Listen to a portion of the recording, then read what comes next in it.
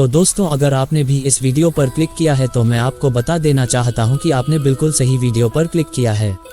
दरअसल मैं इस वीडियो में एनाबेल डॉल की पूरी कहानी बताने वाला हूं, शुरू से लेकर लास्ट तक।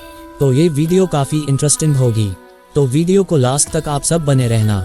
वैसे गैस, मेरा नाम है समीर है और आप देख रहे हैं डीसी फैक्ट। मैं यहाँ पर पूरी एनाबेल की पूरी स्टोरी के बारे में चर्चा करूँगा, तो वीडियो के अंत तक आप सब बने रहना। तो चलिए वीडियो को शुरू करते हैं।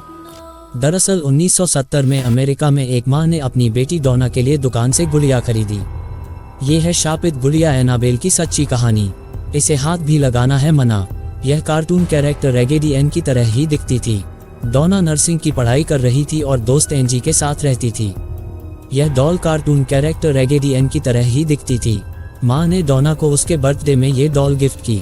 शुरुआती दिनों में गुड़िया नॉर्मल सी थी, फिर उसने हाथ हिलाने लगी। लड़कियां इसे रात को कुर्सी पर रखती थीं, सुबह वह जमीन पर दिखती थी।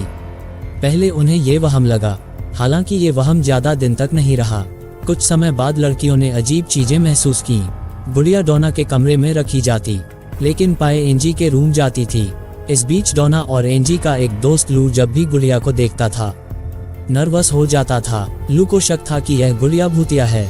कुछ दिन बाद लड़कियों को कमरे में कागज दिखे जिस पर बच्चे की लिखावट में हेल्प लू या हेल्प अस लिखा होता था। एक दिन जब डोना घर लौटी तो उसने देखा कि गुड़िया के हाथ और छाती पर खून लगे हुए थे।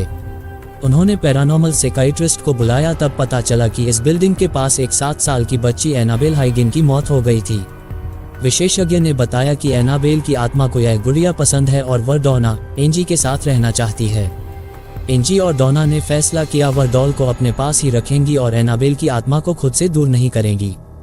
कुछ दिनों बाद लू को महसूस हुआ कि उसके पांव पर कुछ रेंग रहा है और कोई नुकीले नाखूनों से उस पर हमला कर रहा है। दूसरे दिन घर पर सिर्फ लू और एंजी ही थे। डोना कहीं बाहर गई थी।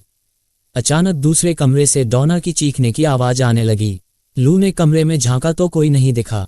जैसे ही वह रूम के अंदर गया, उसे महसूस हुआ कि उसके पीछे कोई खड़ा है। फिर उसने महसूस किया कि कोई उसके पैरों पर धीरे धीरे चढ़ रहा है और नुकीले नाखूनों से पांव खरोंच रहा है। गुड़िया उसे घूर रही थी। लू फौरन कमरे से भाग गया, लेकिन 2 ही दिनों में निशान अपने आप गायब हो गए। तीनों दोस्तों ने पैरानॉर्मल एक्सपर्ट एड और लॉरेन वॉरेन की मदद ली। वॉरेन दंपति ने गुड़िया को गौर से देखा और बताया कि गुड़िया में किसी आत्मा का वास नहीं है, बल्कि किसी बेहद शक्तिशाली आत्मा ने इस पर कब्जा कर रखा है। वॉरेन उसे अपने साथ लेकर चले गए। रास्ते में उनकी गाड़ी अनियंत्रित होने लगी। तब उन्होंने कार की पिछली सीट पर बैठी गुड़िया पर पवित्र जल छिड़का, जिसके बाद गाड़ी ठीक से चलने लगी। वॉरेन दंपति ने इस शापित गुड़िया को अपने म्यूजियम में रख दिया। इस हाथ लगाना भी मना है।